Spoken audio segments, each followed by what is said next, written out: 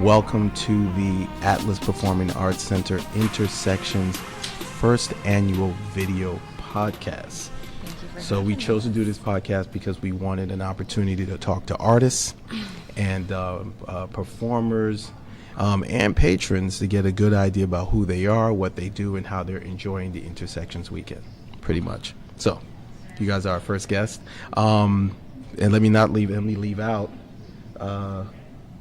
the video podcast is powered by the Napoleon Complex Project, our company, Storytellers, and Foster Web Marketing, with our key senior engineer, Thomas Foster Jr., my man. Yes. So we'll start off with you, young lady, Avi. Did I pronounce that correctly? Yes. If you could tell me your name, the company that you're with, and what you do. So my name is Avi. I'm working here with City at PCC. I'm a former cast member, so I'm an alumni. I was in the casts of 2010 and 2011, I think. And since I moved back to DC in the past couple of years, I started getting re-involved with City at Peace as a friendly adult presence, so helping the facilitators and participating in a lot of the activities with our cast members. Pretty cool. Taiwan? Oh, my name is Taiwan Brown. But yeah, so pretty much the same. I'm also a friendly adult presence. I'm the head friendly adult presence. I've been a part of City at Peace so I was in 2013, 2014 cast, 2014, 2015, and 2015, 2016 cast. Then I came by just to support the program as an adult presence. We're pretty much adult presence to ones that support both the youth and the facilitators. So anytime they need something, I'm there. Anytime like a child might be having distress, we're just there to support. Very good. Amazing. So how does your art that you presented at Intersections address the concept of where the art world and the real world intersect? We'll go with you. All right, so I think that it bears a bit of explaining about what City at Peace does because it is such a unique structure. And Taiwan, please feel free to fill in. So we basically, it's a year-long program that is led by youth, primarily starting from the ages of 13, and now I think we have cast members up until the age of 25. 24. 24. Yeah. 24. Yeah. And we spend the first half of the year working through a variety of different forms of oppression, and we do that through conversations, collaborative conversations, reaching common understandings of different concepts, and then sort of gaining that deeper understanding of the way that those forms of oppression show up in the youth's lives, right, through trust-building exercises, performing arts, writing exercises, and all throughout this process, we're really getting to know each other and our different experiences with these different forms of oppression. So we do talk about, the big ones like racism and sexism, but also heterosexism, colorism, adultism, and a lot of things that really don't appear in mainstream discourse about oppression, and we talk about the different levels as well, so internalized oppression, interpersonal oppression, institutional, structural, and systematic oppression, and through this process the youth are really getting to know each other and forming an internal culture of every specific cast has its own unique path to understanding. And about halfway through the year, we sort of switch into the building phase. And I don't know, do you want to? Before we jump into, how do you come up with the concepts? Of course, we know what's going on in this day and age where we are, but how do you come up with concepts that pinpoint ones that really relate to the audience as well as the artist performing? So I think that the key with City at Peace is that, so I guess moving into the description of the second phase, and I want to also offer Taiwan the opportunity to speak. Sure. No, but any one of you. I mean, it's just, general question. Okay, so City at Peace base is to teach the youth, able to give them the knowledge and the ability to speak to real life situations in a safe space, as well as help them develop non-violent communication styles, Right. as well as cultural leadership. So from that base, we already have certain standards. So we automatically know in the year we're going to speak about sexism, racism, heterosexism, internalized oppression.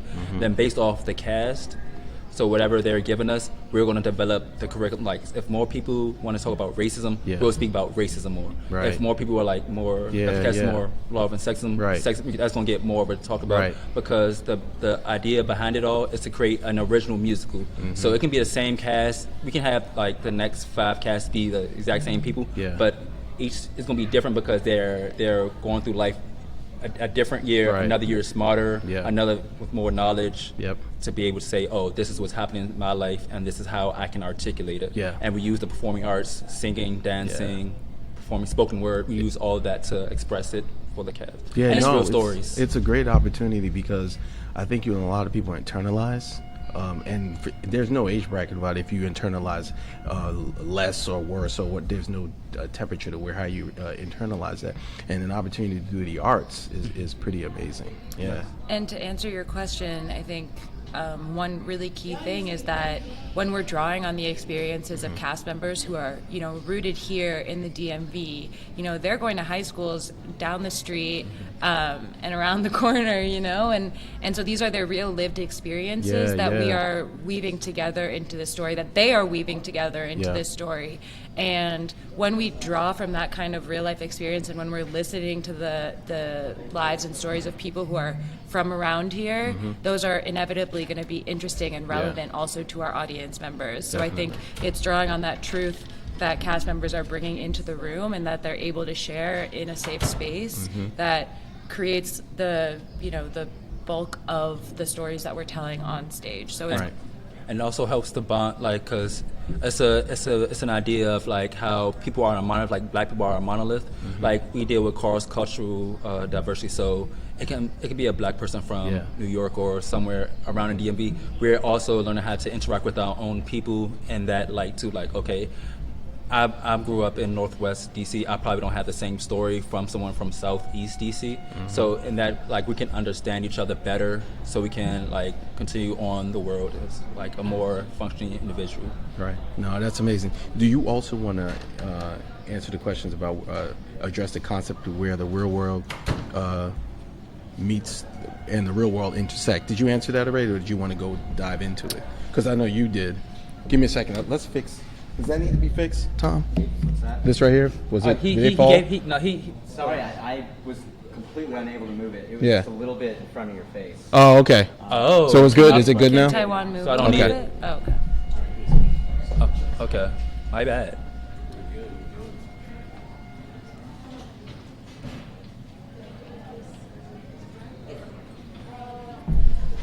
Are we looking good? And I also failed. Huh? Good so far. Okay, sweet. And I failed to ask you guys, how did you get involved with City of Peace? Wait, do you want to answer the question first? Oh, yeah. The Do you want to intersection answer of that? arts and real life. What do you want? So do you yes. want to start with that? Yeah, let's do it. Let's do that. So you answered. How does your art that you presented at Intersections address the concept of where the art world and the real world intersect? I know you didn't get the opportunity to answer that. So basically, a lot of the same thing what Avi said. So we address situations that are happening in real time in real life with certain cast people, and it's so it's a real story, real life. I think we should. Yeah. Go for it.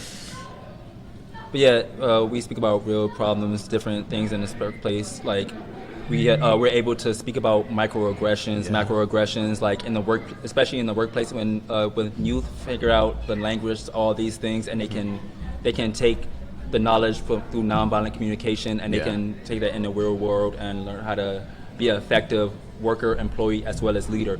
Another part of it is we have a leadership program in City at Peace within the cast, because it's youth driven as well as youth led. So the youth are help developing the show to listen to all the works and everything they're developing the show from that.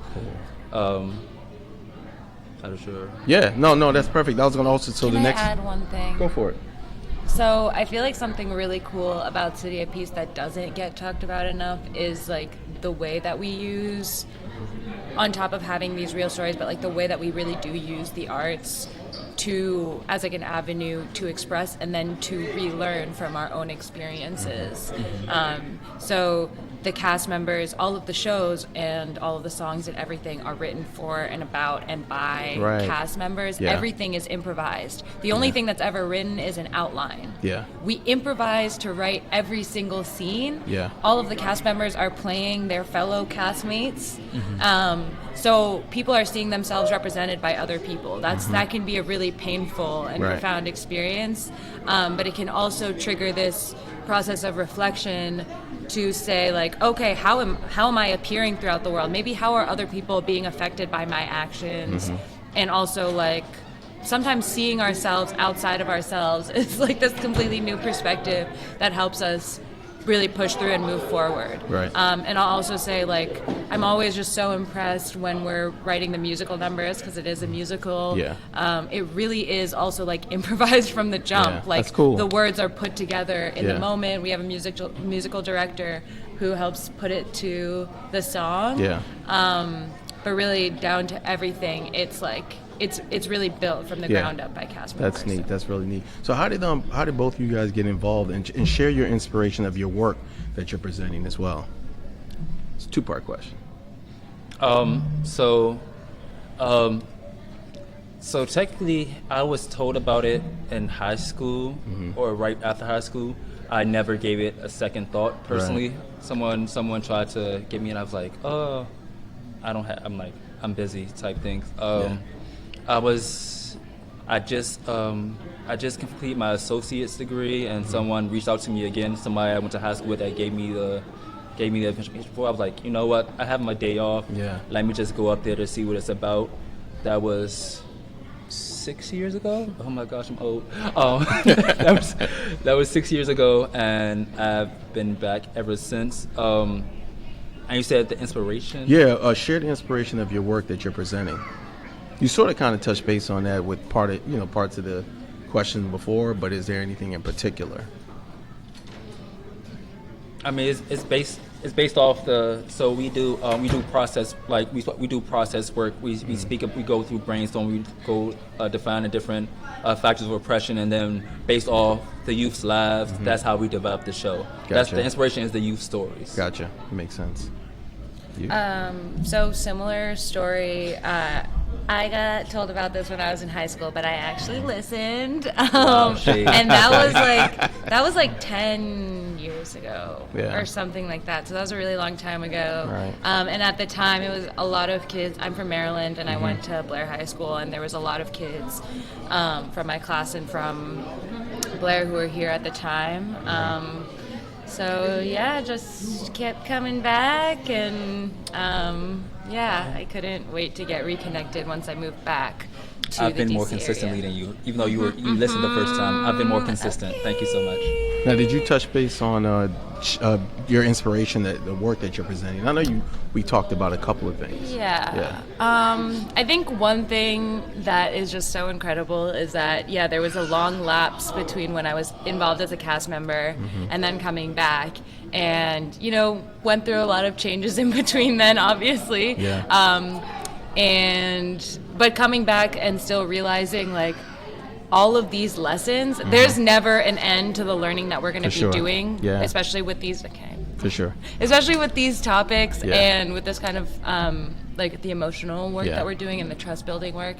And so relearning all the time and learning from young people especially, and just getting to see like really humans and the human experience is so boundless and so deep, and like we have so much within us to share with the world, and seeing people getting to that level where they're sharing with each other and then being able to put that on a stage and present something that's both powerful and also is driving change in the way that people are able to like identify oppression in their lives and tackle it and share that ability with other people is just that's the way that we are changing. And all of the previous cast members, we are still like a really big community, and to see the That's work cool. that people Yeah. are doing leaving City at Peace, I mean, so many people have changed their paths. I don't know what you were interested Oh, I in was before, a completely but different person. yeah, and now you're pursuing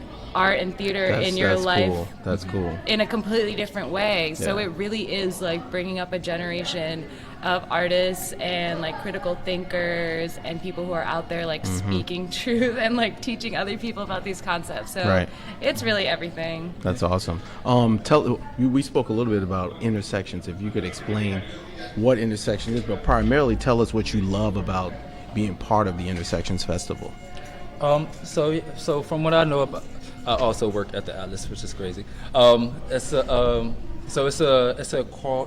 a cultural mix. Like every different type of it's like with Asian dances, Latin dances. Right, like, right. So it's so many different communities Diverse. so many diverse Yeah. communities coming together to put on this performance, and it's a beautiful thing. We get to see different performances happening, and we get to cool. support each other in this whole little essence. Yeah. Where I probably would have to go like to 4 or 5 different Venues. locations just Yeah, to like, right, and right. I guess you can all see this all once Yeah. in one little 2-week time frame. It's beautiful. All right. Tell us what you love about Intersections Weekend. You finished yours, right? Yes. So you're going into what you love about being part of it, and just. Is this your first time with Intersections? You've done it before. No, Yeah, we've yeah, done yeah, it before, yeah. but it's been a while. Yeah. So I think like what Taiwan said, like having so many different forms of art being represented and so many different groups here in one space is really incredible, showcasing the diversity of DC. We were Right. just talking about how I think a lot of people come to DC and Yeah. they really think it's all about the National Symphony Orchestra and yeah. all these very like high level like things that actually have nothing to do with DC, or these forms of art that have nothing to do Right. with DC. And I think the Atlas Theater and just the Intersection Arts Festival in general have made it a huge priority to showcase things that are really rooted in and based in DC, like City at Peace. Right. That's pretty cool. So yeah. it's amazing. Well, look, I enjoyed talking to both of you. I knew it was short, but just to learn about City of Peace and what you guys do and what you represent is like beyond amazing. Like I definitely want to make sure that we get this information out. So once we're done, we're definitely going to make sure that you guys get copies of it and you can be able to spread it and share it as well. Okay. But whatever we can do to spread the word about what you do, All your right. amazing projects is really cool. So again, thank you. Oh, and I didn't mention, thank you for coming on. This is Artist Talk. Artist for Talk. Intersection Weekends. Yeah. Artist Talk, so- Intersection Weekend. How Yeah. you doing? We City at Peace in the Yes, house. we are. Yes, sir. Is there like a jingle or something that you guys do? Can you do it real quick? Oh my God. Come on, knock one out. Do it. Was City at Peace. We gotta get it together. Just you and me. And all the world. It's you have to sing it with like 50 other people for it to but I really get it. work. I get it. you Viewers know? will get it. They'll get it. yes. So look, thank you for coming on Artist Talk Intersections Weekend, Intersections Festival 2020, powered by the Bullying Conference Project, Exposure Media Project, and of course Foster Web Marketing, and my man Thomas Foster Jr. Thank you, Thank Thomas. you both. So much. Thank you All so right. much.